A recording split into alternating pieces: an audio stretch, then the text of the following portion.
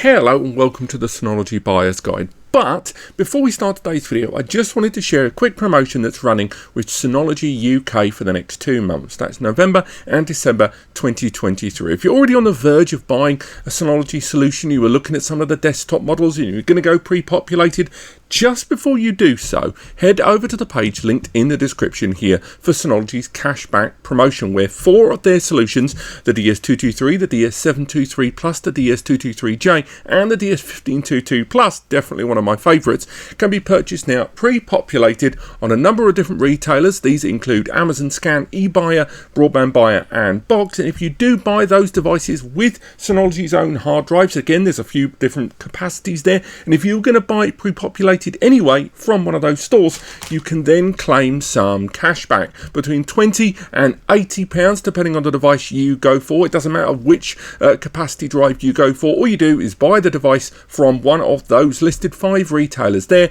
then head over to the registered claim area here, bung in your details, and they'll be able to arrange a cashback directly to your account. Not vouchers, not for their own store. This is a direct into your bank account refund. Again, if you were going to buy one of those 4 devices anyway, and you were going to buy it pre-populated, and Synology's Plus series sounds up your alley, that's their own branded hard drives inside a Synology branded device. If all of that sounds appealing to you, and you were going to buy at those shops, and you're in the UK, it's a bit of a no-brainer really. So I've put the link in the description for this. Without further ado, let's crack on with today's buyer's guide to help you decide the very best Synology NAS for your individual needs.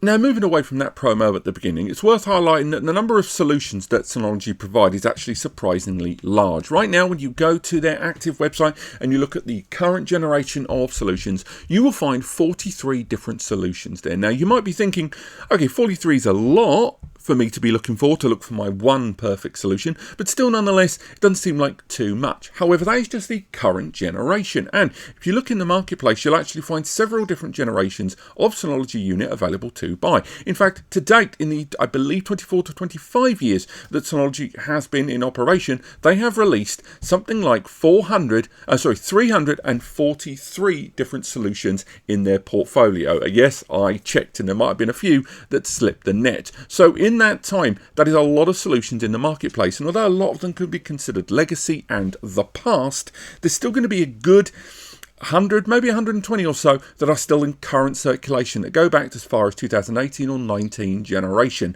So this video is going to help you decide, and we've got all of the tabs open, which one of those solutions best suits your needs. I would consider this video more of a kind of light seminar as we go through them, because I'm going to give you which solution is best for individual user case setups, and after that I'll explain why, which is going to be really, really important on both a hardware and a software level.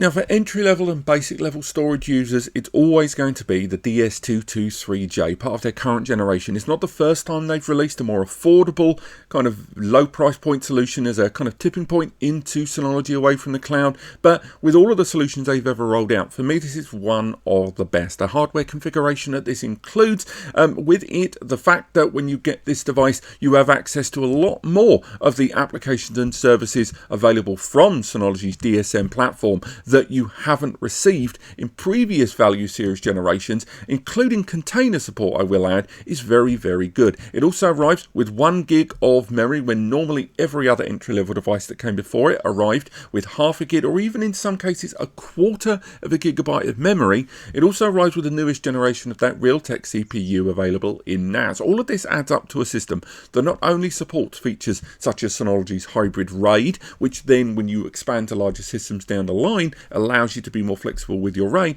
but on top of that it also includes that support of containers and even BTRFS via the software platform there. Overall, with this system knocking around between the 180 to 200 nickel mark depending on where you're shopping around, and as mentioned earlier on, it is one of those devices that is featured in the cashback program, so you can potentially, if you get Synology's hard drives as well, get another 20 quid back on the back of it, it's not a terrible proposition. And although you will miss out on certain features such as transcoding for things in Plex Media Server, virtual machine deployment, and of course Active Backup Suite and some of those more aggressive and larger scale business applications, you still get access to Synology's surveillance station platform, Synology Drive, several key elements of the collaboration suite, and hyper backup and a lot of the day-to-day tools and file management tools and backup and synchronization tools that are included with DSM. So if you are looking for something to work abridged with your cloud setup with subscription and then slowly migrate over to it, and you just need a data deposit to work out that synchronization and then grow from later perhaps, this is a very good entry-level solution and one that I have always recommended and still stands out in the J series as probably one of the best economical units the brand has ever released.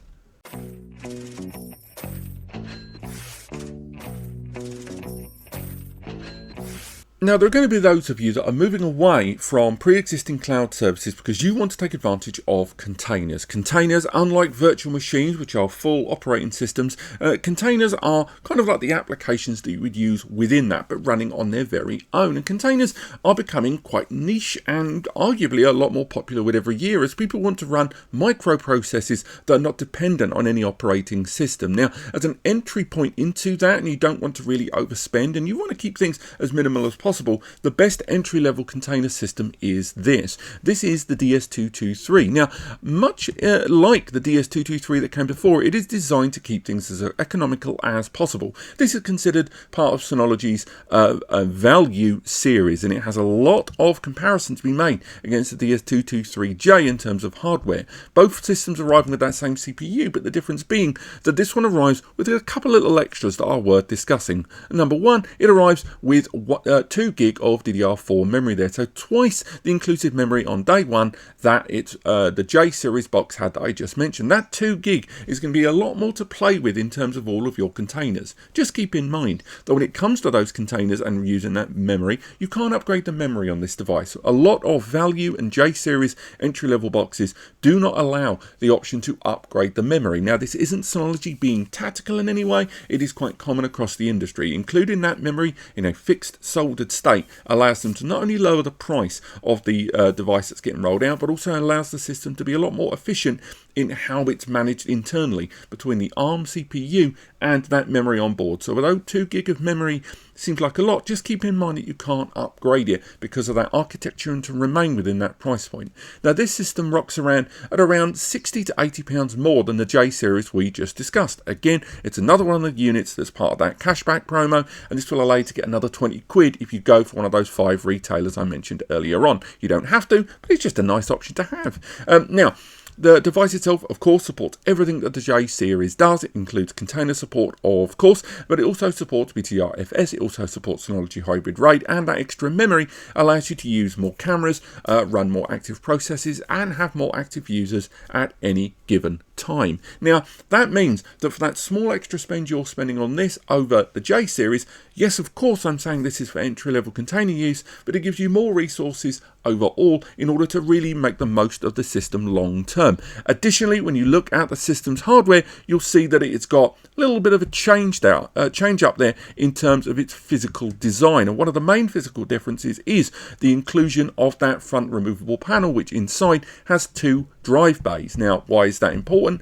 Because this system supports hot swapping. It allows you, when you've got the 2 drives running simultaneously, to remove one of them if it fails and introduce a new drive on the fly without powering down the system. That is something you can't do in the J series box. And for home labbers and those that want to not have a system to have much downtime or to take the system completely offline to introduce new drives, that is going to be very appealing. And once again, both of these solutions, like all of the solutions I'm going to talk about today, allow you, if years down the line you want to migrate to newer and bigger systems, allow you to just lift the drives out and pop them in a new device there. Again, for entry-level containers are those that want to experiment in a container environment with things like Docker, Container Manager on this will run very, very well indeed. And of course, there are more powerful systems out there for containers, but as an entry point into the world of containers and experimentation in the home labbing scene, it's a great choice.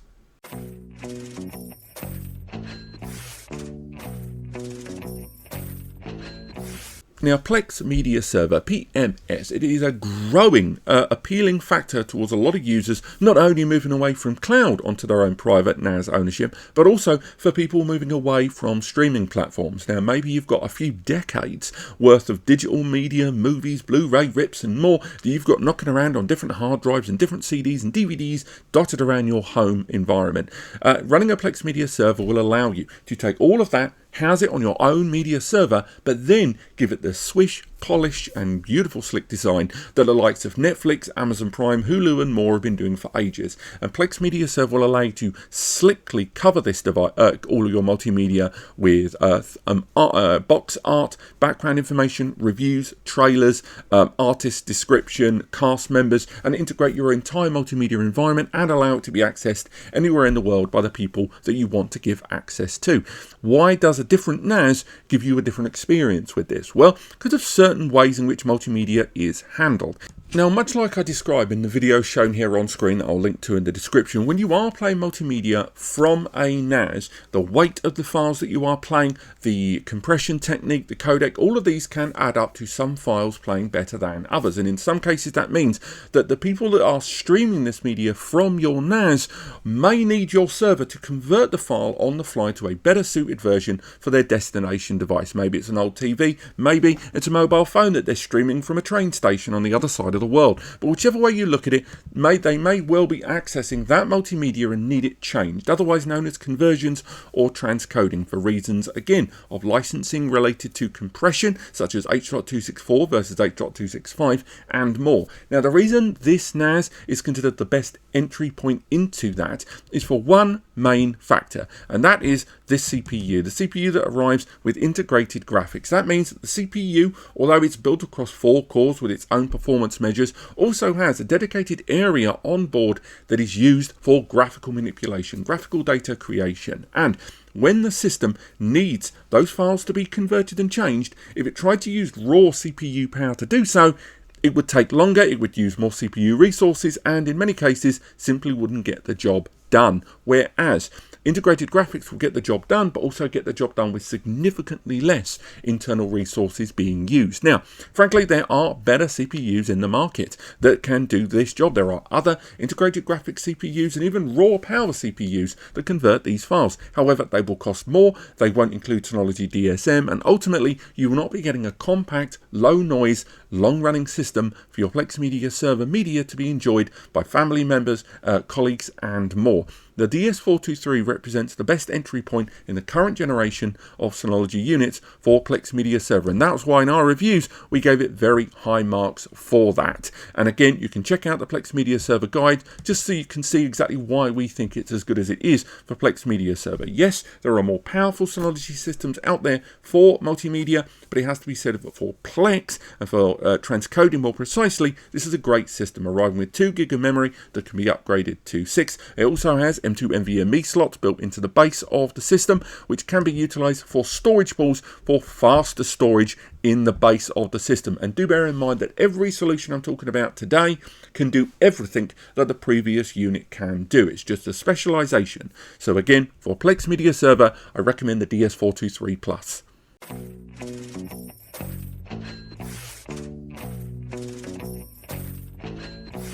Next up, photo editors. Now, of all the people that talk about migrating away from cloud and onto NAS, I've got to say the last 12 to 18 months has been a big market for photo and video editors. The reason being that the file sizes being generated by even the most basic iPhone or Google Pixel have been getting out of control. And once you really look at the size of these files in an editing landscape, when you're dealing with raw photo or video, these sizes are enormous, and it ends up being that on cloud you end up losing both the performance ability to edit those files, but the sheer scale of storage to maintain a legacy of your collections, either professionally or personally. Now, for photo editing, the best entry point into the Synology portfolio is this, the DS723 Plus, for lots of reasons. Again, lacking the integrated graphics of the previous NAS that we talked about, some subject we've covered at length, the DS723 arrives with a slightly different processor. This is an embedded Ryzen processor, the R1600. It's a dual-core 4-thread processor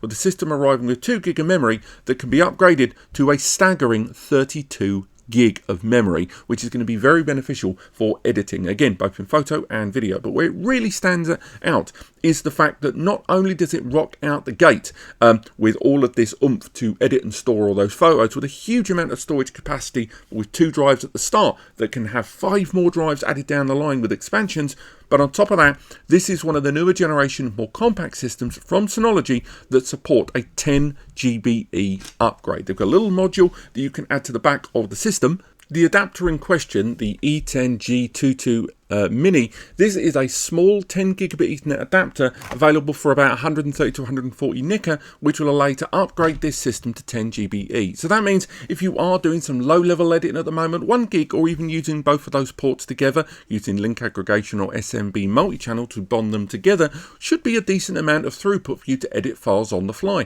But on top of that, you can use that 10 gig adapter to really max things out. And indeed, we did full performance testing on this very device, utilizing both the hard drive bays built into the front of the system to test performance numbers there, but later on we started doing benchmarks using the M2 NVMe bays inside. That's right, this has got those 2 M.2 NVMe bays like the system we just discussed, which can be used as a storage pool inside for faster scratch disks and editing. Now this is all combined with the Synology DSM platform, arriving with a multitude of applications for backups, for synchronization across all of your devices. You can synchronize with the NAS on your local Mac or Windows system using Synology Drive, and that application will allow you to interact and edit and go back and forth with the NAS using your native operating system, your Mac Finder, your Windows Explorer, and never have to deal with Synology GUI when you don't want to. Ultimately, it allows you to edit those photos and use things like Synology's Photos application, which in turn will allow you to use AI for I/O recognition on your photos to recognize faces, recognize things, objects, and create a wonderful share space if you're a business user to show portfolios. If you're a wedding photographer and you've taken a lot of photos and you want to show these to your clients, you can use the share facilities and password protected and locked link architecture of Synology's photo application to really create a really appealing photo management interface for them to interact with, as well as you having a single storage space which will allow you to edit photos, share photos, and just ultimately center your whole business around both this hardware and this software for your photo editing, again, professionally or personally. And on top of that, if that's not enough storage, although I do recommend the DS723, it has to be said that if you scale up ever so slightly to the DS923, you end up with 2 more bays of storage there, and ultimately a larger storage array at your fingertips. But that's not going to be for everyone. So if you want to go in at the entry point for a photo edit, if you're a photo editor, I cannot recommend the DS723 enough. Both of those systems will run Synology Photos really, really well. Whether it is that you want to take advantage of just gallery modes, utilizing the share space if you want to go ahead and share those photos with people, or go straight into the album space where you can take advantage again of object recognition, where things will be broken down into the AI actually analyzing the photos to find out what's inside them. It doesn't read from the model IDs, it will just go ahead and analyze it from the contents of the photo. And that goes down to facial recognition as well, that'll allow you to recognize both people and objects across the board. And finally, with geo IP tagging on photos, you can even break down into locations, and again this can be broken down into personal spaces and shared spaces depending on how you want to set up your photography. The application is very, very deep with intelligent filters which can be built into personal, private, shareable folders if you so choose, and just generally is a very capable application for photography. And although this application is available on every single one of the solutions that we talked about today so far, and indeed all of the other ones we talked about as a photo editor, this the DS723 Plus is definitely the great entry point. And once again, with that promo running there in the background, if you go ahead and get that with Synology's drives inside in November or December, and you're based in the UK and you use those 5 retailers or one of those 5, you can go ahead and get yourself 40 Nika in the back pocket as well. What's not to like about that?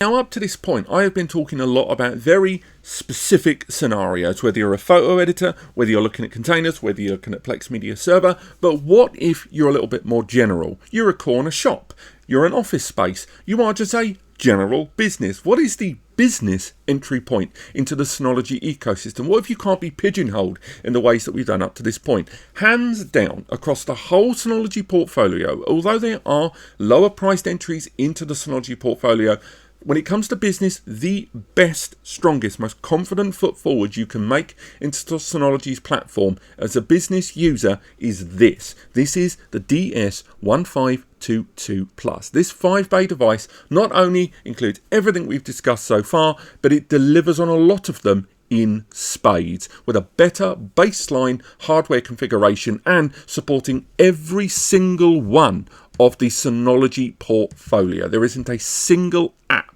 in the entire Synology catalogue and service that this doesn't run, and dare I say, run damn well. But back to the system at hand. Now, the 1522 Plus is another one of the systems that not only arrives with that AMD Ryzen processor, it also arrives with that memory that can be scaled up to 32 gig. But the difference is that this system rocks out the gate with support of 8 gig immediately. Also, much like the 723, it also arrives with ECC memory, error correcting code or error code correction memory. That means that when data is being passed through the memory, and this is an oversimplification, there's an extra bit on the memory module that when the data passes through the memory, a little blueprint is taken, stored on that bit in the middle, it passes through, and at the other end it compares the two, and if there's any irregularities, it then repairs it and sends the data on its way, thereby avoiding things like data inconsistencies in larger long-term storage, which for a business user is going to be critical.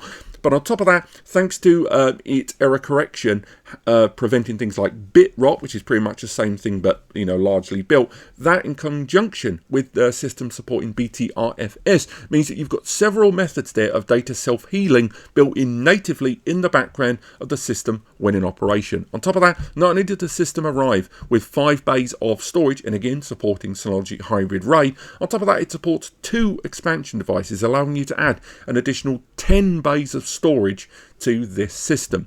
Now, much like the other ones we've discussed, the system also features that 10 GBE upgrade option. So not only does this system arrive with 4 Ethernet ports there, which by the way can be combined if you like, port trunked, SMB multi-channel, link aggregation, call it what you want, whatever works for you, but the system also supports that 10 gig upgrade we talked about. So when you're a business user, you end up with a system with 8 gig of ECC memory, keeping an eye on everything. You've got a nice heavy powered processing embedded, so efficient CPU there that runs all of the Synology applications for handling that data in the most efficient way possible. And you've got the option to add 10 GBE to maximize the throughput as your business grows, for more bandwidth to be afforded to all of your individual connected clients. And by clients, that can be inside or outside of your business. And it doesn't stop there, because again, much like a lot of the units we've discussed, this system also supports those 2 M2 NVMe bays in the base, which can be used for storage pools as well as caching. So overall, what that means is you have a system with a huge storage potential, a huge bandwidth potential, a huge performance potential, and ultimately for a business, just great potential. And that is why I consistently recommend the DS1522 Plus as the go-to NAS for business when you're moving away from cloud and into Synology.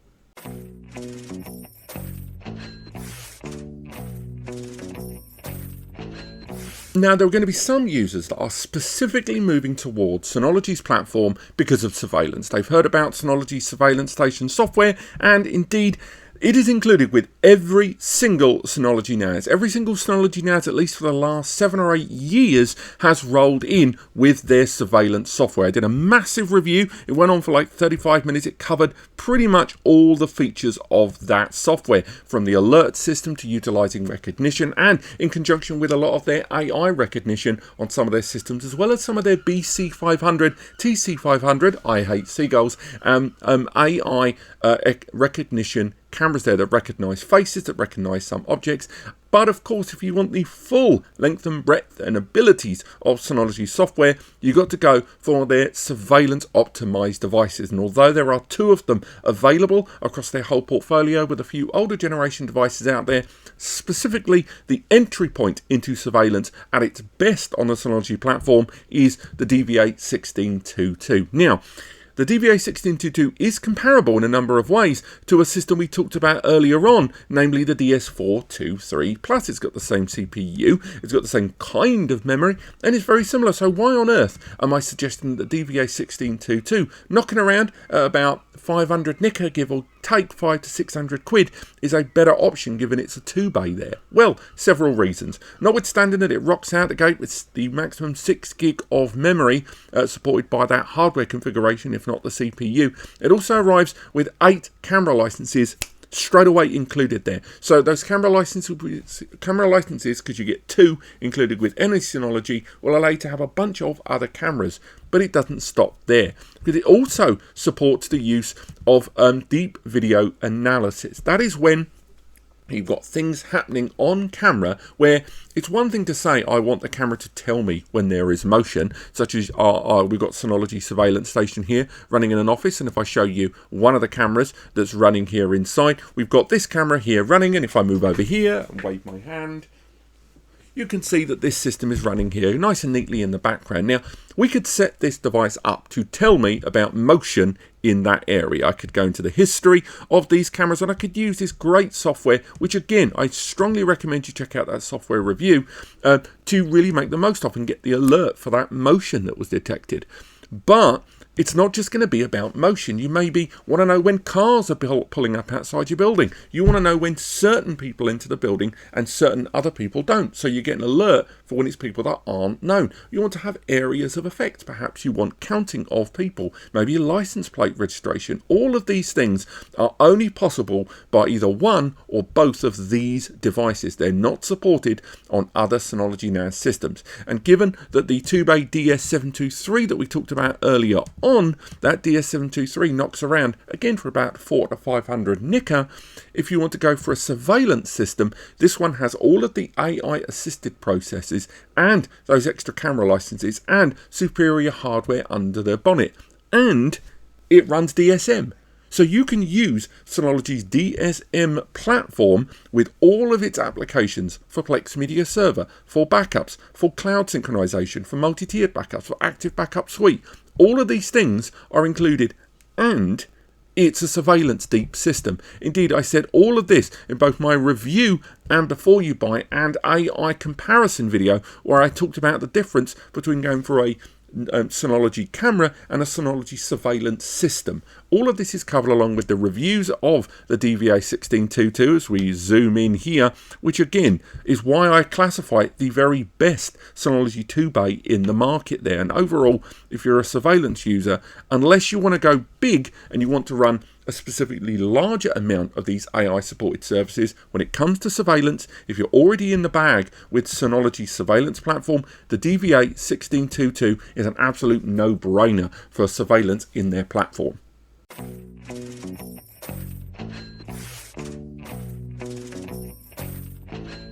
Now, earlier we shone the spotlight on photo editors, and that is both photographers and those that want to edit directly on the NAS or distribute and share their photos personally or professionally. And this time is the time of the video editors, arguably a much higher hill to climb. Notwithstanding that video, particularly in more recent generation of 4, 6 and even 8K video, has become particularly dense and complex to both edit and store, also, when it comes to video editing directly from a NAS, you need a certain amount of internal hardware resources to push the job through and external bandwidth to get the job done. And for that, most users will immediately jump onto an 8-bay system. Now, I am going to highlight that there is technically 2 choices here at different ends of the spectrum. There is the DS1821 and the DS1823XS Plus. These are quite similar systems, but needless to say, the XS Plus is the beefier of the two, and it should be, because it's going to cost you $1,000 more. So there are 2 kinds of video editing user here, and both of these solutions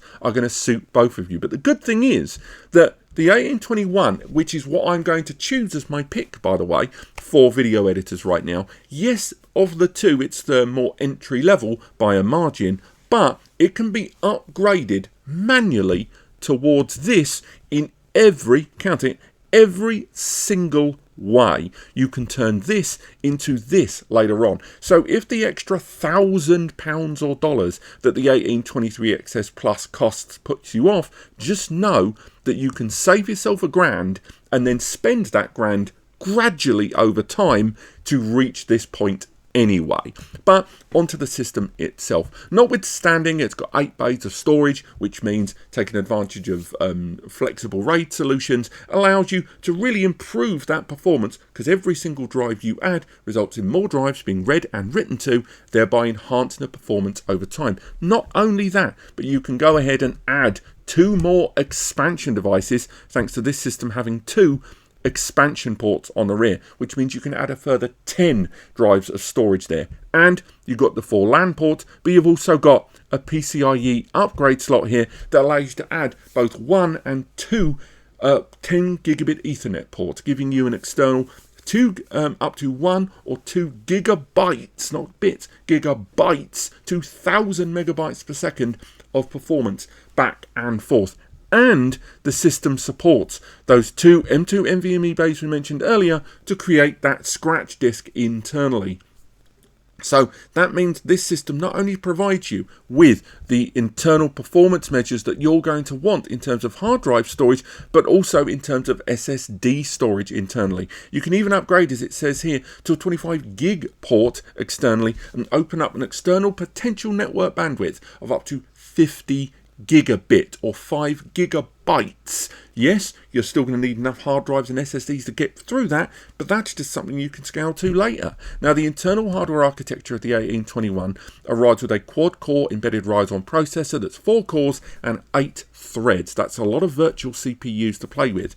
It also has, of course, ECC memory for that error correcting code we mentioned earlier on, which when it comes to video, and particularly if you're dealing with like GoPro RAW type stuff, as we go into, again, the 4, the 6 and the 8K arena, small inconsistencies can completely screw up archival footage. So having support of BTRFS and ECC memory straight out the gate is going to be appealing as all hell, along with support up to 32 gig of memory long term there. Now, in terms of applications, needless to say, it runs everything. It runs every single Synology application. Indeed, every single device we're talking about from this point on supports everything.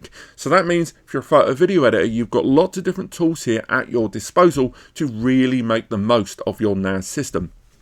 And we'll talk about these in a lot more detail in a few more of the examples coming soon for higher end business, but I will say straight away that if you are looking to, for example, synchronize with a cloud backup server with numerous different cloud platforms supported, you can add it there with all of these different providers supported to bolt on and synchronize that storage off-site. You can go ahead, if you choose, to utilize Synology's Hyper Backup application. Hyper Backup will allow you to create those backup routines for your 3-2-1 backup solution, both locally and remotely, very, very easily, whether you want to back up the entire system and its entire data layout, all the way down to just files and folders if you choose. And you can even back up those targeted iSCSI LUN storage in case you need to convert your storage on the NAS to be more accessible and compliant with your photo video editing suites, Final Cut Pro, Elements, that sort of thing. And again, the range of supported services, be they remote or local, from USB to other NASs on the local area environment to remote NASs and remote cloud storage, is all supported here. On top of that, if you want to edit, again, as mentioned in the photo editing suite, with your native file manager such as Windows Explorer here, for example, you can use the Synology Drive application to create folders or synchronize with pre-existing folders on your Mac or Windows system to then synchronize with the NAS in question and then create a synchronized backup of these folders where, for example, if I go back in time a million squillion years and select a folder here, we go to properties, we can see that I've got 863 megabytes of data on the NAS, but I've got 0 being stored on the PC. It allows me to go in and explore the files and folders that I know are on the NAS and not local, and if I wish, right click them and pin them to my local system if I choose, or stream them live from the NAS, pin them locally, and then cache it and get rid of the cache later on. There's lots of back and forth that you can do, but ultimately allowing you to concentrate more on the editing of your big video projects for both personally and professionally, and let the NAS keep doing its NAS stuff in the background. And we'll go through more of these applications in our next section there. But ultimately, if you are looking for a NAS for video editing, the DS1821 Plus allows you to provide a great middle ground between larger storage, larger performance, and overall expandability for external bandwidth down the line. And again, there is a beefier system in the form of the DS1823XS. What makes this system beefier? It arrives with a 10 gig Ethernet port there on the rear. It also arrives with a slightly beefier CPU. It also arrives with more memory and its default model state there, arriving with 8 gig when that previous unit, the 1821, only had 4 gig. It also arrives with 5 years of warranty when this other unit only arrives with 3 years of warranty. But do bear in mind, of course, that this system not only can have its warranty upgraded to another 5 year with a small extension of the warranty, but you've got a PCIe slot on the rear there that allows you to upgrade towards 10 GBE, memory upgrade slots that allow you to upgrade that memory difference, and ultimately closing the gap between these two systems. So once again, if you're a video editor, you can choose to spend the extra grand now, or save yourself £1,000, then later down the line, maybe upgrade a lot of those extras instead of spending that extra money now, giving you a nice viable option to how you're going to spend your budget on this new video editing NAS.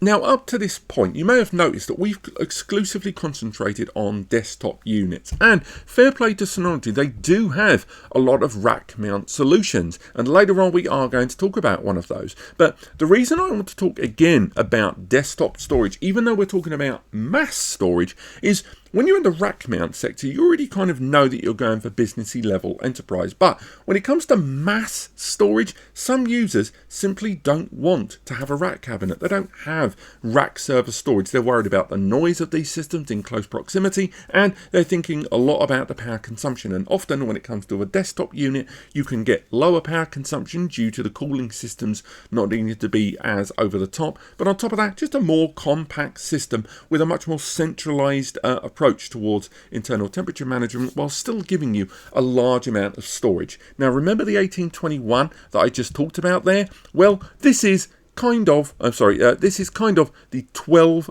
bay version. This system gives you 12 bays of storage. It supports that Synology hybrid RAID system.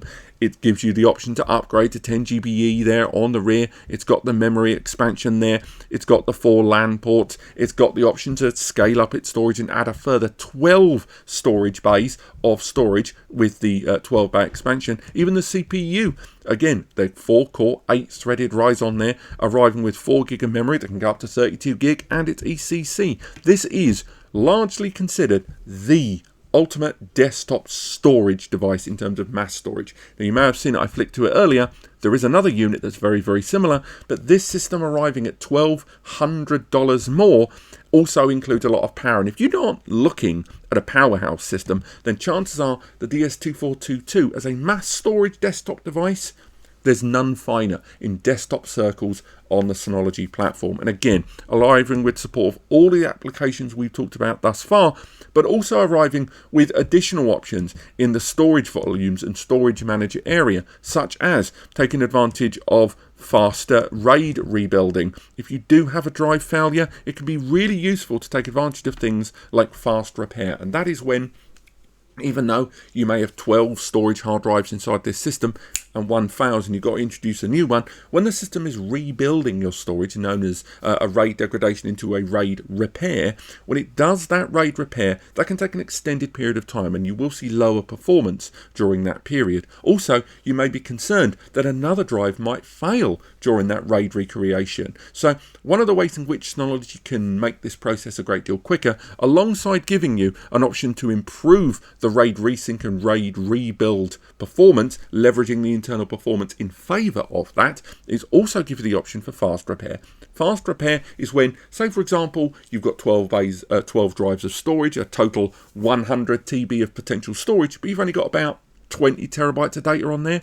Fast Repair knows the difference, and it will only go ahead and build the areas on each disk where the data resided, and then for the rest of the drive across the whole array in the RAID layout where there was no data, it will just null that out rather than having to rebuild on a bit by bit level. That means that your RAID will be rebuilt significantly faster, but just bear in mind, if you've already got a system that's already at nearly max storage capacity in terms of the data that's on it, you wouldn't really feel those benefits. But ultimately, with this system also supporting a number of those applications for archival storage, cold storage, taking advantage of Presto File Server, taking advantage of a lot of the internal storage management and drive health management options, it's just a solid solution for mass storage on Synology's portfolio. And if you are coming to Synology from enormous storage, Amazon S3, just giant scaled storage, this is the system for you, where you're going to have to outlay a lot more money out the gate, but this is a system where if you try to get that scale of storage on the cloud, you would spend 2 to 3 to 4 times this amount in 5 years than just buying the hardware on day one, something that if you have it on the cloud in 5 years time and you've spent that money anyway, where was that data going to go? Well, you're probably going to put it on a server anyway, so why not just buy the server now? And that is pretty much why the DS2422 Plus exists. It is large desktop storage for users that prioritize data.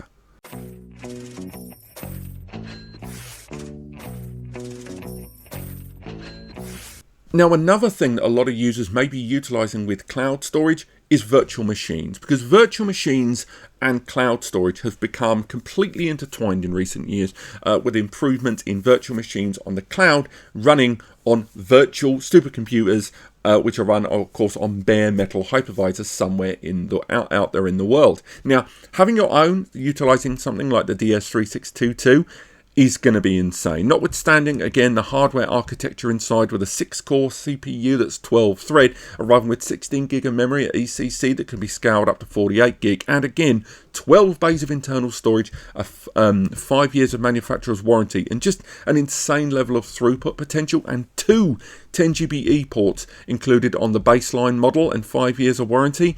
This thing is an absolute behemoth in terms of internal storage, power, and network output outside, and it still has an upgrade slot that can be used for adding NVMEs or even further network ports towards 10, 25 and 40 gigabit Ethernet cards out there in the wild. This system is a monster, and if you are someone that's migrating away for your VMware, your Hyper-V, or any of your cloud virtual machines, and you want to get them in-house in a closed network environment for virtual machines, as well as obviously day-to-day storage operations, this thing is a great shout. It ain't cheap, it's one of the most expensive, if not the most expensive desktop solution from Synology, but it has it for a reason. And for virtual machine deployment, again, Windows, Linux, or custom, or even just a handful of containers as well at the same time, running test beds, and if you're running applications and you've got to run multiple OSs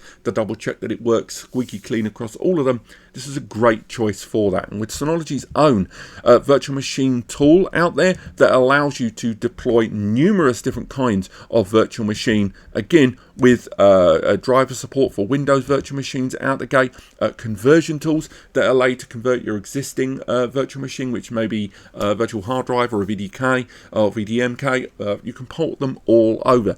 But it doesn't stop there, because you can also utilize this to synchronize with pre-existing VMs running on Hyper-V, VMware, clouds, with third parties. You can synchronize with them, and in the event that connection is lost to those, they can be mounted into the Synology Virtual Machine Manager. And once you integrate that, and there'll be more on this in a moment in the next section, but if you integrate that with Synology's Active Backup suite of applications for Google Workspace, for Office 365, and just the general backup agent, the backup for business and the agent on other Synology NAS devices and the desktop clients as well, the result is that you can create a system where all of these virtual machines that are either running on Google, on Amazon cloud services, running on Hyper-V, running on Microsoft services, or running on bare metal around you, can all be synchronized with the NAS, and more importantly, as mentioned, be mounted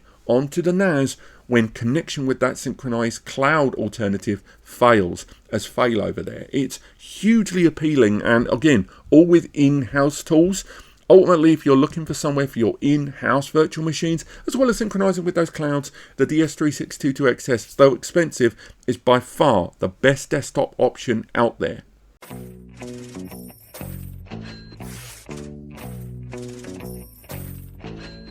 Now, the difficulty in choosing just one of the best rack mount solutions for business and enterprise users is just not possible on the Synology portfolio. There was a time 3 to 4, maybe 5 years ago, when Synology's reputation in the rack mount server market, although it wasn't bad, it was not really keeping up with a lot of the hyperscale users out there, as well as some of their competitors that were concentrating a great deal more on rack mount endeavors. Now that has changed substantially in the last few years, and now their rack mount portfolio is pretty darn extensive, and this is just the current generation. And picking a specific good and the best enterprise rack mount solution, it's just not possible, because enterprise finds itself in different forms. So for example, if you are looking for SSD flash storage, Fabric, stuff like that, that's where the flash station solutions, all rolling with enterprise level solutions and CPUs that actually scale all the way down to quite affordable devices like the FS2500. Then you've got high density scale solutions, which I believe are going to be spinning out into their own subdivision of new